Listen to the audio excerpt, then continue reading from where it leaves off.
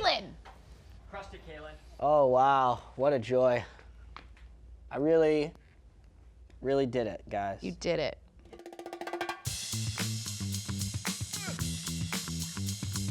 What's up, everybody? Welcome to This Week in MLS, presented by Target. All is right in the world because my guy, Calen Carr, is back on the couch. Yeah. Oh, my gosh. I missed this place. I know. Well, you have been missed. Nacho Man commented, "Where's Calen?" I got so many "Where's Calen?" comments, and you guys, I found him. Nacho Man, that's my burner account, He's right here. That was I was you. trying to get back on the show. I knew it. I gotta get back on. I gotta get back on. I Where am knew it. I? Yeah. I knew it. Yeah. It's really good to have you back, Thank you. buddy. Yeah.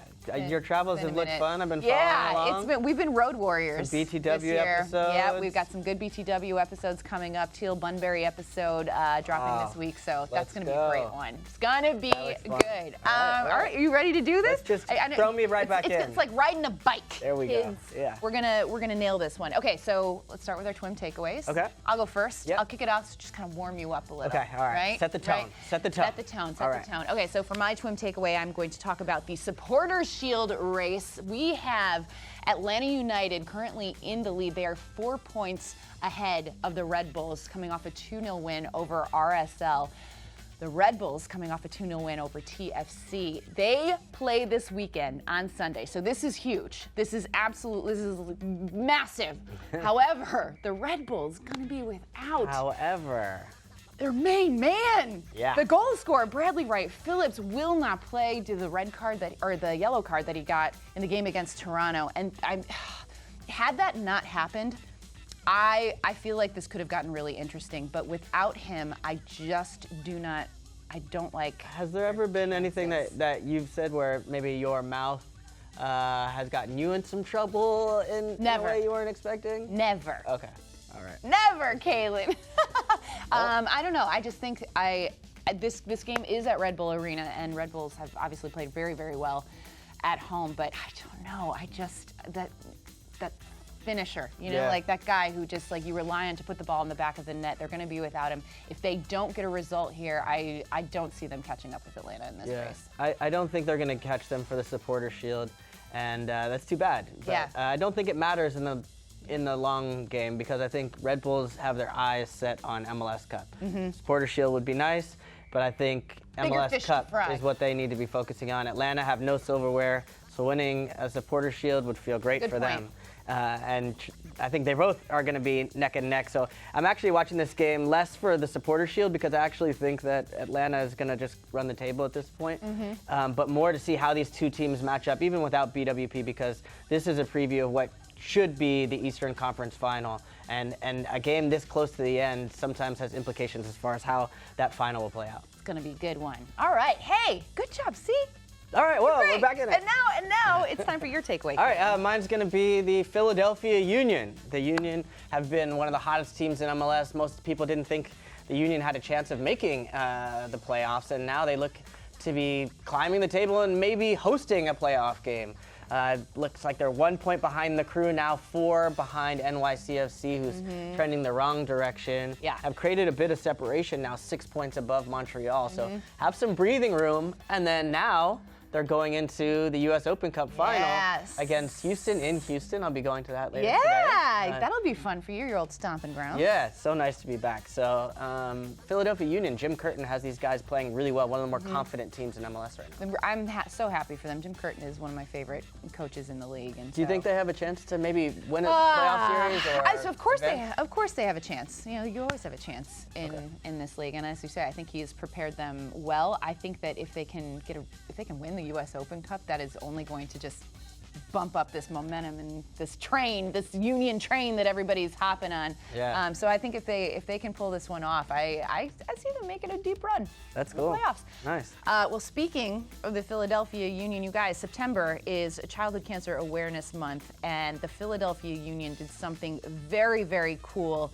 in honor of this month. Let's check it out. Kind of the creative process for us was let's have the kids sit for a couple hours with players, talk about what a cool superhero looks like to them, if they were a superhero, what that would be, and kind of flipping the role on them and said, well, if a player was just your little sidekick, what would the player be, and you're the hero? When we were doing our comics, her little brother was there, and she was making sure that he was all right and making sure he had colours and paints to draw with. So, I mean, just the selflessness and how kind she is, especially. He's got a great spirit, and I just actually signed a little ball for him over there. I said, just keep being who you are, and that's rubbed off on me. He's happy every day, and he's excited to no matter what we're doing, he's happy about it. So. I'm going to try and embody that as well. With the league, it's a big initiative every September to support pediatric cancer. So for Kicking Childhood Cancer, we try to go that extra mile and find really fun, creative ways to bring it to life. I've just enjoyed spending time with her and being able to brighten up her day. And I mean, as you can see, we've come up with a great dynamic duo, and we've got plans for the future and stealing the mascot's cape. So we're a real dynamic duo, as some might say. Great stuff from the Philadelphia Union. Very cool. I was down there last year when they did the customized cleats thing. Yeah. They do a really good job. They do a lot of stuff in the celebrating community. this month. So It's awesome, yeah. nicely done. Yep. Movement episode coming up with Philly, right? Yep. Something's coming up. We got to stay Something to look patient, forward Susannah, to. but we're working on it. It's coming, guys. Yeah. Waiting with bated breath. Yeah. All right, let's get to our next segment here. Calen, it's that time of year, right? Like Yes. we are just looking at the standings constantly. It's trying to see Every day. who's moving up, who's going down. And so this segment, we're gonna hit the panic button on a few teams, or we're gonna rate the panic meter. Wow, For, okay. for a few teams that are kind Not of to freak out, but we don't want you to freak out. We're just gonna give you the level at which you should be panicking. yes. Does that sound like fun? I feel like there's I some think we teams that are already panicking, but yeah, we'll see. We'll get to maybe that. your team won't be on the list. Okay, let's start with NYCFC, who are coming off a 1-1 draw against Montreal at Montreal, currently sitting in third place at 50 points. Now, NYCFC, I mean, started out the season on fire.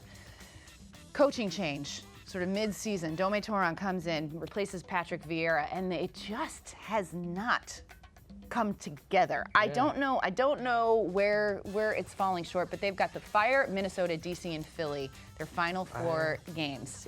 And I think they're going to make the playoffs, but in terms of them solidifying a home field advantage in the playoffs, like I'm questioning it seriously. Yeah, I agree too. I would hit, like, if we're gonna do the panic meter. Yeah, what's from 1 to 5? Where do we go? If you're not gonna be, if you're in the playoffs, you don't need to panic. You're Okay. good. But Okay. I think as far as the way they're trending, there is cause for concern. So I think this team hasn't found its form.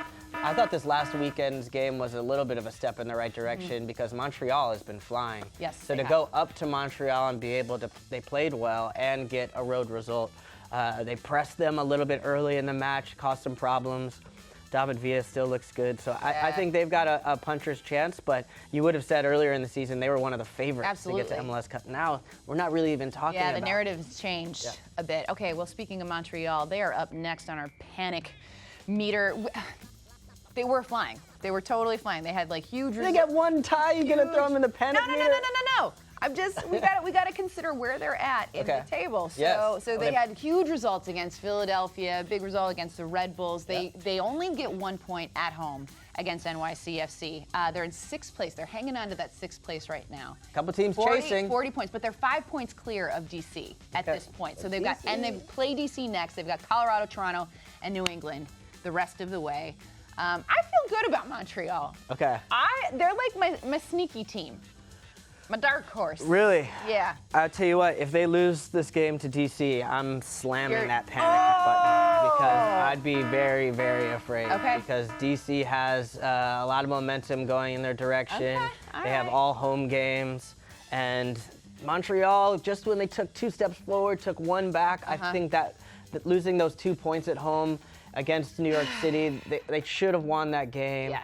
And that made it impossible, really, or very difficult for them to catch Philadelphia at this point. So now they just need They're to hang still on. in control of their own destiny, Sure. though.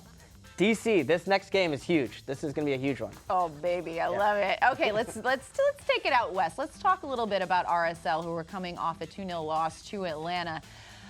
RSL, I think they're in fifth place right now. 1 point clear of the Sounders. KC, Portland, New England, and then Portland again Sounders have a to game in hand. finish off the season. I just can't figure RSL out. They've been a mystery to me all season, and so every time I look at the standings, I'm like, oh wow, they're always higher than I think that they are. So I'm gonna say don't. I don't know. I'm gonna say don't panic. Although KC and Portland twice, that's tough. I'm nervous about Salt Lake, and partly because of what happened last season, where they found themselves just on the outside. Oof. And when you look at the teams that are chasing them right now, Seattle Sounders just 1 point behind. They have a game in hand. We know about their experience. Chad Marshall will be back, and I kind of put that Galaxy result behind them. But then right beneath them, the Galaxy, we know their experience as well. Dom Kinnear, manager, knows how to get these guys going right time of year. So Calen, it's like you're. I'm nervous about Salt Lake. I'm hitting the panic button a little bit. You are? Okay, Yeah. all right. Well, this transitions perfectly to our next team, which is the LA Galaxy, coming off a big 3-0 win over Seattle. Goals from who else? Zlatan. Big Z. Big Z. Ola Kamara finding the back of the net. Most impressive to me in this was the Clean sheet. the clean sheet. Yeah, no, you got it. Defensively, woo! Has not been pretty for that LA Galaxy All is team. right now. They're All good. is right. They figured it out. One win, I tell you what, it really can change a locker room. Like, you'll go from being like Absolutely. 5 goals against Toronto. Like, how did that happen? And then you turn around and you're like, 3-0, we'll go out and just, this is how we do it. Fine, it's fine. So they're currently sitting in 7th place. They've got Vancouver, KC, Minnesota, and Houston, which is it's not a terrible schedule here on out for them. So the Galaxy, don't sleep on the Galaxy, kids. And as you mentioned, Dom Kinnear, a guy with experience. You know very well. Yeah. Your former coach. The Galaxy will be in the playoffs. Oh, Calen Carr. You heard it here. Yes, the Galaxy will be in the playoffs.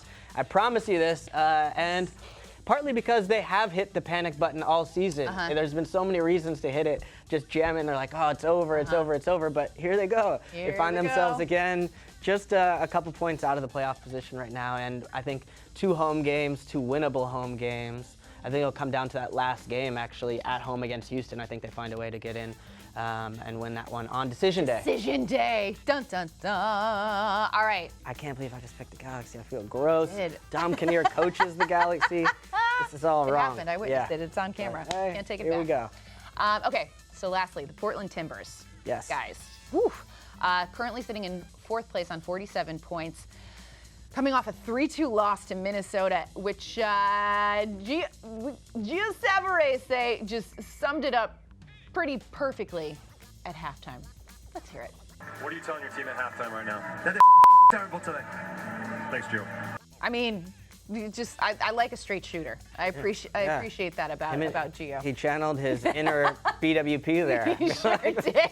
He got lucky that there were no referees around to get and the thing is, he wasn't wrong. Since that 15-game winning streak that they went on earlier this season, they have lost 6, won 3, and drawn 1 time. So it hasn't been smooth sailing for this Timbers team. He speaks like 4 or 5 different languages. Yeah, he's awesome. So I feel like he could have expressed himself in many different ways. But he wanted He chose the right word. He wanted us to know exactly how he felt.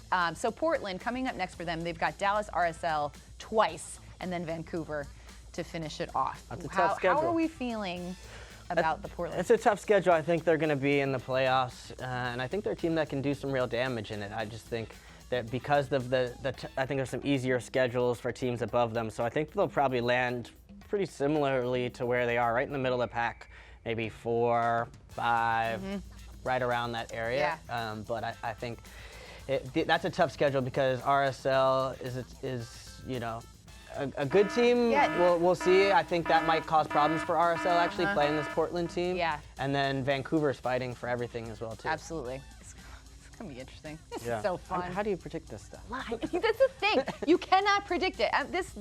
Even if you're an expert like us, you just really don't know. You have no clue. We're clueless, guys. Don't listen to us. That's okay. Oh, Calen, guess what? What's that? It's about that time. It's about that time. It is about that time. Boom! I didn't even wait for it, Susanna. I just I'm went. so for it. excited Felt good. for our Did You See That's this week. Really? because Did you get a this sneak peek?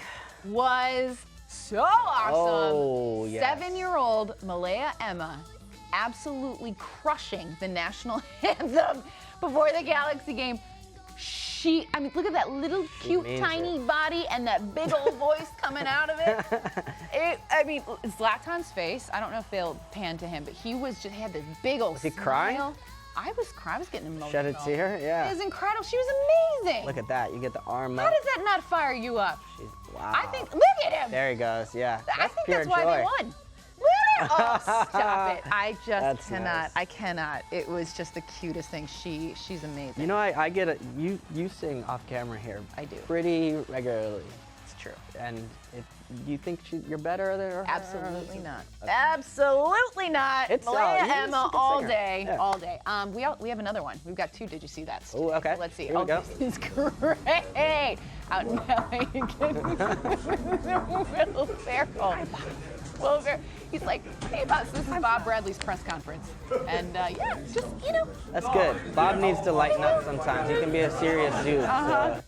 You know, Will and, bringing a bit of I feel like levity. a Will and Bob Bradley series would actually be quite clever. We can get LAFC YouTube TV to get on that. Did you see Bob Bradley's sweat stain on his shirt during the game? No. It almost looked like, somebody pointed out, it almost looked like the Batman symbol.